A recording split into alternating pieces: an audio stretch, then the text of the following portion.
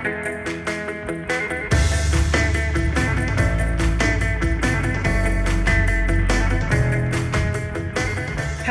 I hope everyone is healthy, safe, and well. I am Jacoria Borders, a program specialist here at the Blank Foundation, coming back to you for part 4 of our series, There Is No Finish Line. We're back this week with a special guest and grantee to highlight their work, where we are, and how far we have to go. For today's discussion, we have with us Ms. Carolyn DeWitt, the ED and president of Rock the Vote. Rock the Vote was founded in 1990 by music executives in response to censorship of hip hop and rap artists. Its first partnership with MTV promoted the message that censorship is un-American and activated millions of young people across the country to exercise their rights and represent their interests. For 30 years, Rock the Vote has continuously adapted the changing landscapes of media, technology, and culture to break through and empower each new generation. In those 30 years, Rock the Vote has registered a whopping 12 million young people to vote. And that is no easy task. To that, I want to hop right in with Carolyn and talk about innovation and educating young people on how and why to vote in all elections. Carolyn, it's good to see you again. How are you and how are you quarantining? It's great to talk with you, Jacoria. Always lovely to see you. I am hanging in there. We have a lot of work that's keeping me busy, so it doesn't matter if I'm out or if I'm inside. I got to be inside working. Awesome. So let's start from the top. You have a really interesting background that I was unaware of after working with you for the past 6 months. Tell us a little bit about yourself, about Rock the Vote, and your journey to lead such a dynamic organization. Yeah, so I'll try and keep it brief. I'm actually from a really small town in Michigan, very rural, and had the opportunity to go to an amazing college and school and get a scholarship to go, where they really valued lifelong learning, but also intercultural understanding. And so one of the big programs they had was actually about a study abroad before it was really as big as it is now. And so I had the opportunity to go to Kenya during my undergrad and also participate in a pilot program that allowed me to go to South Africa to study the end of apartheid and the starting of a democratic state and what that actually meant, because the beginnings of the democratic state, especially at that point, were very new. South Africa had just ended apartheid and elected Mandela, and so learning what it means to have independent media, what it means to have organizing, and so much of that movement in particular to end apartheid was led by young people and involved so much of culture in terms of, keeping hope alive and helping people understand what's at stake. So started sort of my political journey, if you will, and understanding the importance of democracy and how much we really take it for granted in our country by studying and learning from folks in South Africa and in Kenya and then in other parts throughout Africa. I started here domestically at the local level. I started working for a community organizer in Chicago who organized around housing and education. And so worked up in Chicago's public service offices, helping constituents at the local level, and then kind of had a varied different backgrounds since then, have helped to kind of advise and start up some scholarships and some political giving and donations, and then also went into doing international watchdog advocacy and monitoring, and have also been very involved in the civic and political process here at home in the United States. So tell us about the first time you voted and what emotions it evoked within you, and what it really, meant to you. Why was it powerful? Yeah, so when I I was a first-year college student during the 2020 election, but I had just turned 18 to vote, and didn't, and like a lot of young people, quite honestly, didn't see a huge difference, at least at that time, between candidates, and didn't think it mattered, and also didn't understand that there were candidates besides the president to vote on, right? And so I remember going to bed the night of the 2000 election and thinking, oh, it doesn't matter who wins the presidency. And, you know, I had turned 18, I think, a month before that. And fast forward, obviously, between 2000 and 2002, a lot happened in our country, including 9/11 and including the start of the wars. And at that point, that's when I was actually in Kenya. And so I was, the media that they have there, and the news that I was getting was actually very much not media news from the US. It was actually British news that we were getting, and hearing about what was going on, a combination of hearing what was going on and more international perspective about the wars we were entering, and then also the fact that I was exposed to and living in a country where that was supposedly a democracy, but by all practical senses was not. They had a president who had been there for 26 years. I was also there during an election year where that president was actually stepping down. So basically someone who had been in office for 26 years was stepping down in order to have an election. In addition, had gotten involved in their constitutional review process because they were updating their constitution, like a lot of particularly African countries were, to fit sort of the challenges that were unique to those countries, that weren't being addressed by the constitutions that were set up largely by colonizers. And so really my first time voting in Kenya was inspired by all of that. It was in the 2002 midterm elections. We went to the embassy, a few of us students, and cast our ballot.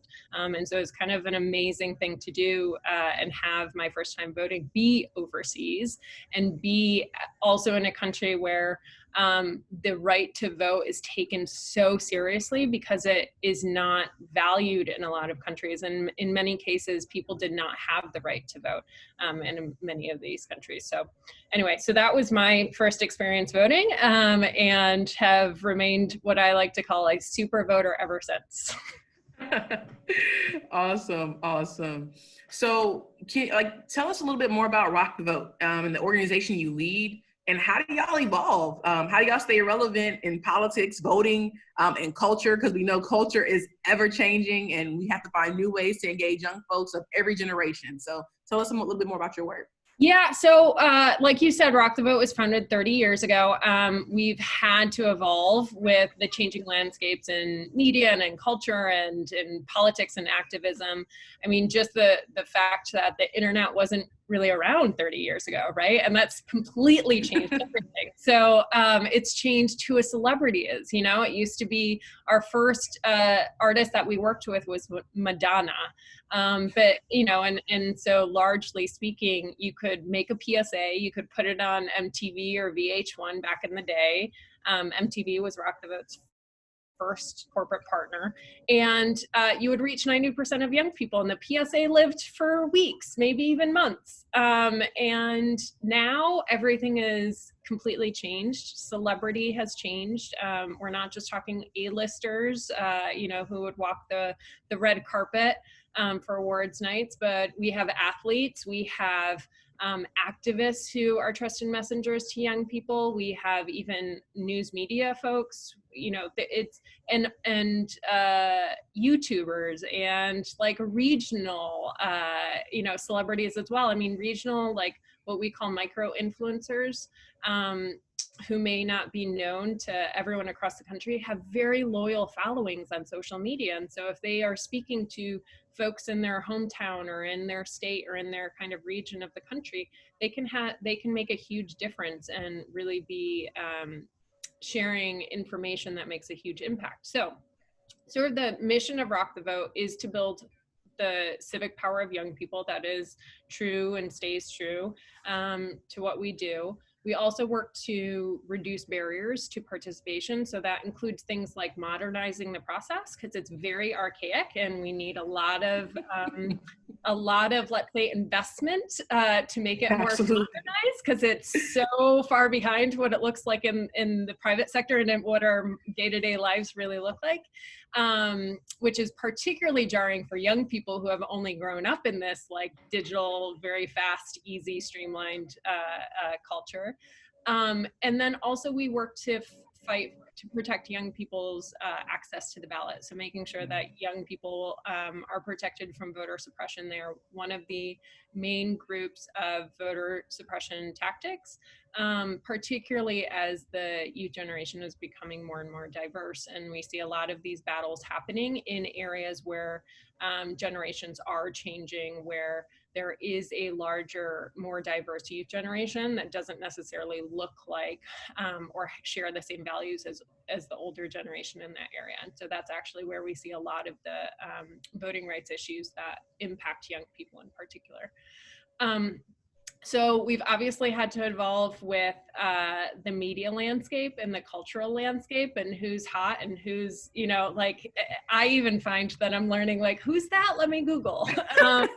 So, you know, but that's, I was gonna say, that's why it's important for us to have a team that is full of young people who are, you know, have their finger on the pulse of their peers. And so, you know, we have also done a lot in this modernizing of the process to actually build a lot of civic technology. People don't know that Rock the Vote 20 years ago built the first online voter registration platform before any state was even had online voter registration. But the process has evolved as states have improved and starting to allow online voter registration, but there's still so much that we can do to improve the process. And so what we do is help voters, you know, get registered, get the information that they need in order to understand the importance of their vote, but also what they're voting on and who they're voting on.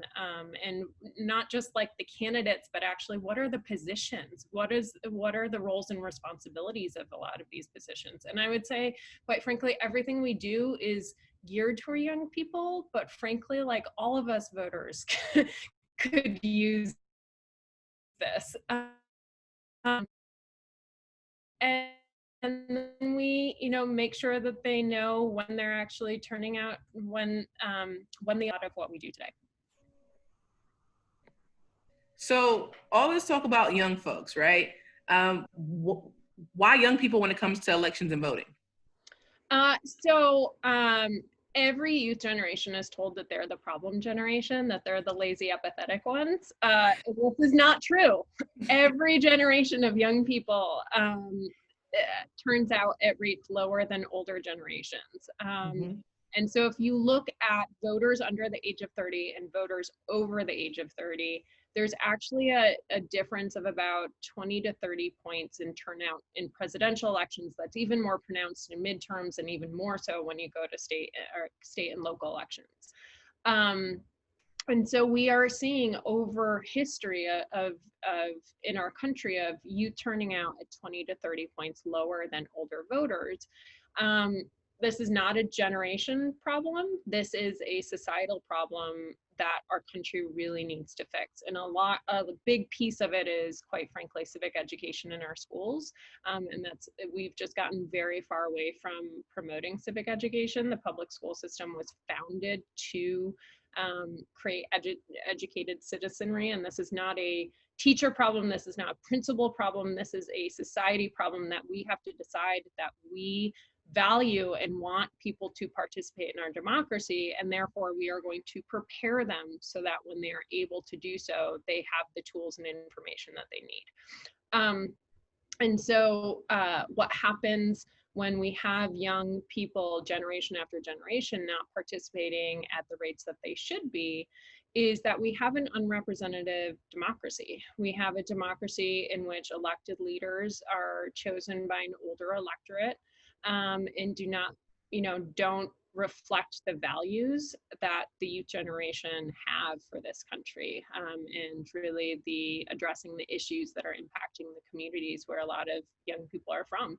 And so that is, we have most of the people even making decisions for us, especially at the local and state level, that impact young people's day-to-day life. They're usually about the age of 60, that's who's making the decisions about a lot of our issues. And not only do they have different experiences with things like the internet and social media, and they're making decisions about those, but they also have oftentimes very different views about the issues that are impacting our lives. So it's critical, a democracy, as I like to say, it requires participation by people for it to be a democracy. And so it's really important that we're promoting it. Absolutely, absolutely. So, you all are the best in the game when it comes to registering young folks. You've been doing this for decades, and you're averaging, like I said before, about 2.5 million registrations a year. With that, what have you learned? What messaging motivates young people to vote? What's most impactful? What are the most powerful tactics? And honestly, what just does not work? What doesn't motivate young folks to vote? Yeah, so a big part of this is behavioral research tells us over and over again that the reason young voters do not participate at the same rates as older voters is simply that they're unfamiliar with the process. They're new to it. They're doing this for the first or second time. It's often, archaic, as I mentioned. It's designed to keep them out in some places. And so making sure that young voters have information actually in itself can be very motivating, right? To help them understand what are the things that I need to know that I'm not even thinking about. I mean, we even have calls on election day from people saying, I didn't know I had to register to vote. So something as simple as that, right? Because they're doing this for the first time, they don't even know the steps, and we have done nothing to prepare them. So a huge part of motivation is education. It's knowledge, right? Knowledge is power. I'm going to go back to that. But anyway, and so so that's a big part. The other thing I would say is the issues. So unfortunately, we have a lot of we end up having a lot of candidates that aren't motivating people because they somehow got to be, the nominee for a position, or because they, they built their power from a local elected office and they're now running for a higher office, whatever it is. So the candidates don't necessarily motivate people, and I don't think that is unique again to young people. I think that's for a lot of people, and so it's particularly important to look at issues and how candidates fall on the issues that voters care about. So that's another important piece. I mean, we're seeing particularly this year actually is very with protests around Black Lives Matter and the murder of George Floyd and Breonna Taylor and others this year. There's been a lot of organizing among young people around racial justice, and that that's critically important to look at of which candidates are aligned with those values, even if you're not super motivated by the candidate who's going to be most aligned, and that and that also impacts of education, and going back to this knowledge piece again about what are the elected positions that actually impact these issues, because a lot of people don't know, right? There's been a lot of education around district attorneys and the role that district attorneys have in criminal justice reform. And so that we've been focused on doing a lot of education over the last several years on that. So a lot of it comes down to education and how issues are impacted. The messages we hear that do not work are anything that says, this is your duty, this is your responsibility, you have to do it because we told you to. That doesn't really work. It is like, this is in your self-interest to actually participate in it. You have power to actually decide the direction of your communities, of the country. And for young people in particular, we always talk about the youth vote, but right now in 2020, millennials and voting eligible Gen Z will comprise nearly 40% of the electorate. So we have a huge amount of power if we all show up to vote, but we need to be able to do that. Astonishing in the middle of a global pandemic. Exactly. Yeah. And I'll get to that in a minute. You've had a long career in politics. What has surprised you the most during this work? And I have a feeling that probably leads into especially everything that's happening right now.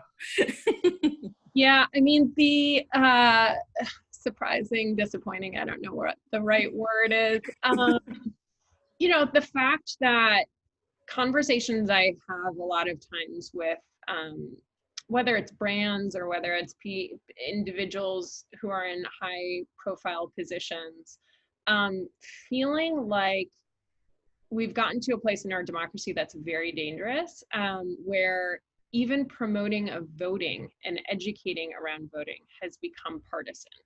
And this extends from, promote like campaigns to say, hey, go exercise your right to vote, to the laws and policies we have in place that make it more flexible or prevent people or make it harder for people to vote. Those are very scary things for a democracy to be facing. I mean, that's one of the things that, having studied countries where it is defined as a democracy only on paper, but does not act like a democracy in any other form, we're nearing a very scary place. We are at that very scary place, I would say, where we are losing power. The people are losing power in our own democracy, and that's when it no longer becomes a democracy. A democracy requires the participation of all people. It is where the supreme power is held by the people. If you only have a certain percentage of people participating, it's not a democracy anymore. And the fact that we've gotten to a place where those who have a lot of power in our democracy are either scared to even promote participation in it, or so scared that they're going to lose power that they change the laws in order to rig the system. Those are the things that surprise me. So what do you sorry. It surprised and disgusts me. You're fine. So what do you feel that you've gotten right? I think I don't know that I would say we got something right. I think this youth generation is amazing. Mm-hmm. Yeah. I think this youth generation is awakened to the fact that our country has, let's say, bought time, and that time is up. And that, on everything from racial justice and equity to climate change to just a bunch of issues that the political process, quite frankly, in our country has largely prevented us from dealing with. And the youth generation recognizes that they are going to have to answer for all of this, because it's now going to be on their shoulders to address. And and so they're showing up. Young people, we still have a lot of work to do, but young people are doing their best to navigate the system. They broke records in 2018. And so our role is really to support young people to do what we can to make sure that they're turning out in 2020, but also, after 2020, that we're fixing all the things wrong in our democracy so it can thrive and it can be a true democracy. And so youth generations in the future don't have to fight as hard to have representation in our system. So I would, that would be one thing where I don't take credit for it. It's more like, I'm happy to support this youth generation in the activism that they are exercising. I also think that there is the fact that we are very much making sure that when there is activism in the streets, and this was true, not just of this year in 2020 with the Black Lives Matter movement, but also in 2018 with March for Our Lives, that we are making sure that we're seeing that activism carried into elections, that it is a movement to the polls, that we are both honoring the civic participation of protest and demonstration, but that we're also saying, hey, if we want real change, we also have to elect leaders who are going to implement the change we wish to see. And then the other thing I would say is reaching young people where they are. So, making sure that's a big part of Rock the Vote strategy is you have to use culture and leverage culture where people are every day of their lives, to reach young people and to empower them with information, but also empower them with motivating messaging and leveraging trusted messengers. I would say that Rock the Vote, and I'm sure you would agree with me, is uniquely positioned for this moment, right? Because your bread and butter is online voter registration.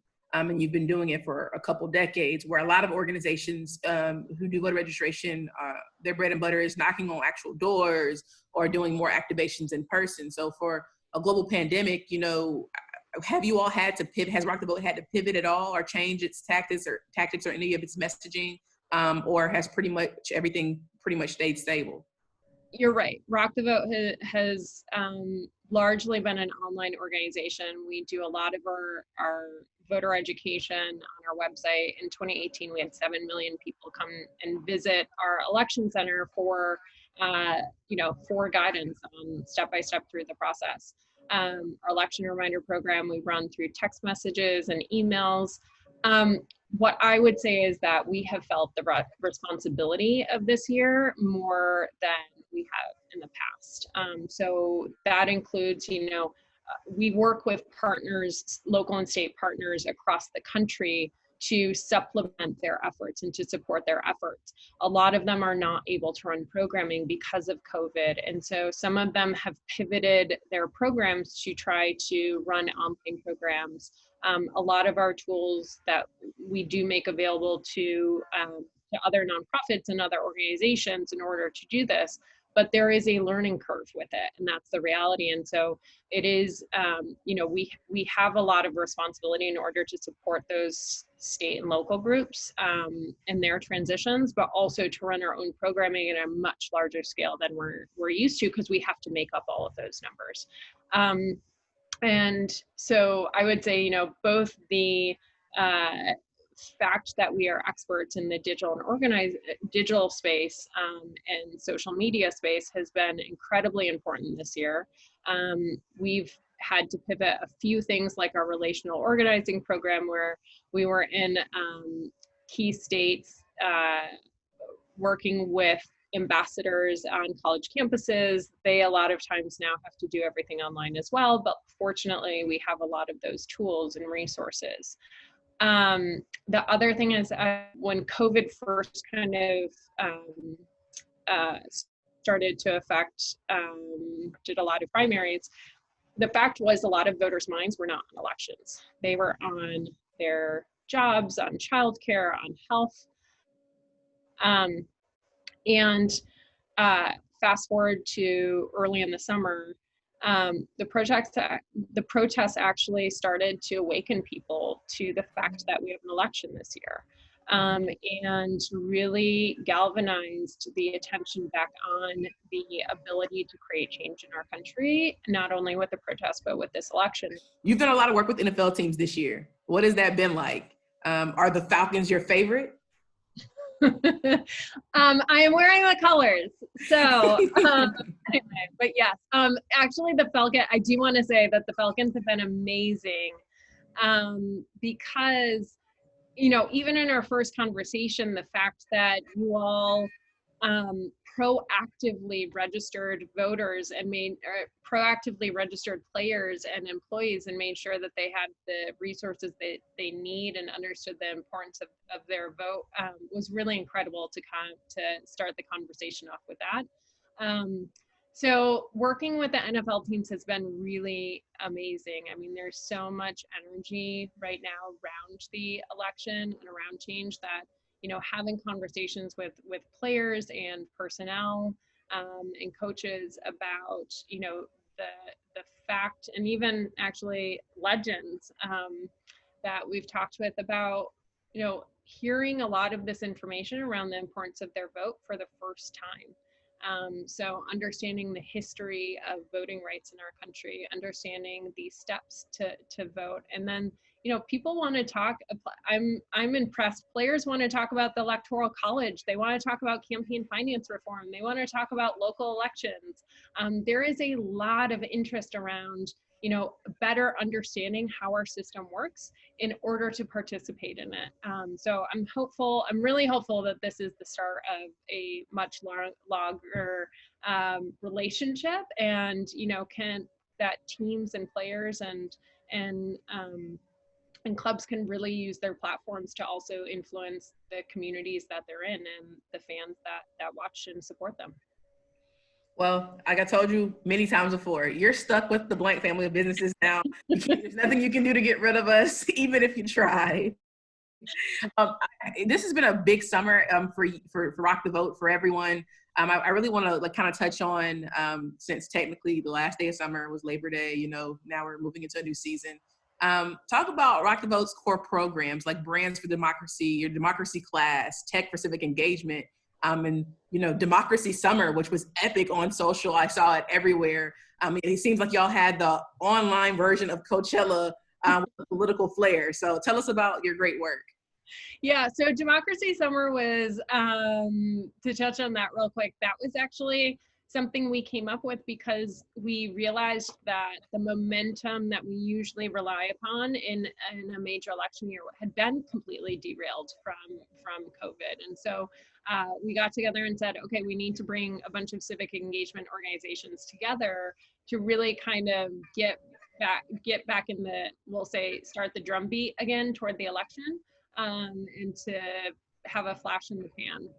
That coincided with the protest. The launch of Democracy Summer really coincided with the protests. And so we really tried to use the moment to talk about, the change that folks want to see in our system, and how we can not just create that both in protesting in the streets, but also carry that momentum into the election. And so we used the summer sort of as the opportunity to build that momentum and to get young people talking to one another and to understand sort of the progress that's been made in our country, but the progress we still have to make on a number of issues, including, we marked the anniversary of the ADA. We marked the anniversary of the 19th Amendment, which supposedly gave women the right to vote, but we know only gave some women the right to vote, right? So absolutely. A lot of this is we don't like to say celebrating, but it was a moment where there was progress made, but recognizing we still have so much more to do.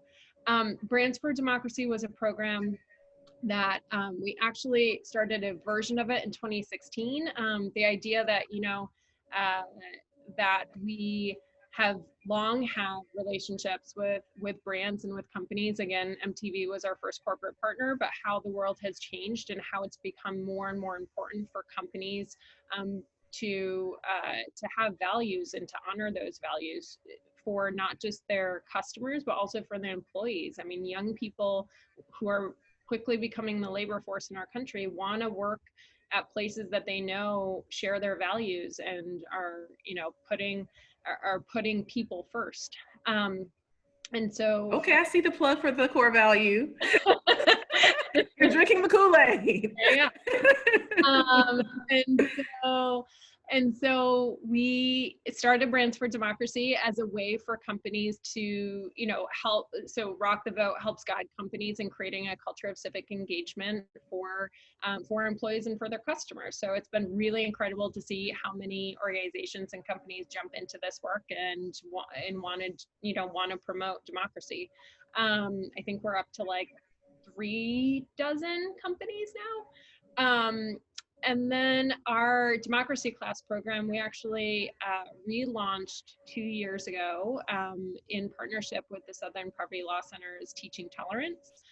We updated, basically what it is it's free lesson plans on a couple of core curriculum, including the history and importance of voting. And the exciting thing about that lesson plan in particular is right after students learn about the importance and history of voting, they actually register and pre-register to vote. So they're taking action in their democracy right after they learn about how important it is. There are free lesson plans on the importance of local elections, on myths about voting rights, and a civics action lesson plan on issues impacting communities.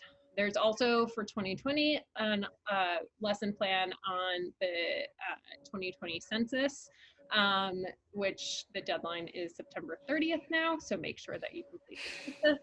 Yep. So that's democracy class. We work across the country to make sure that teachers, community leaders, these don't have to be taught in schools. A lot of times they're taught in Sunday school, they're taught at community programs. You could get together with a bunch of your kids' friends and teach it. So there are a lot of different ways, but it is designed sort of for the, we'll say, mid-high school to mid-college student or individual. And then we also run our election reminder program and our election center. So our election center is designed to be a one-stop shop for any voting election related questions. So anything from when is my registration deadline to do I need an ID to vote in my state, to, I'm a college student or a returning citizen, and do I have my right to vote, or what is the process to get my right to vote back?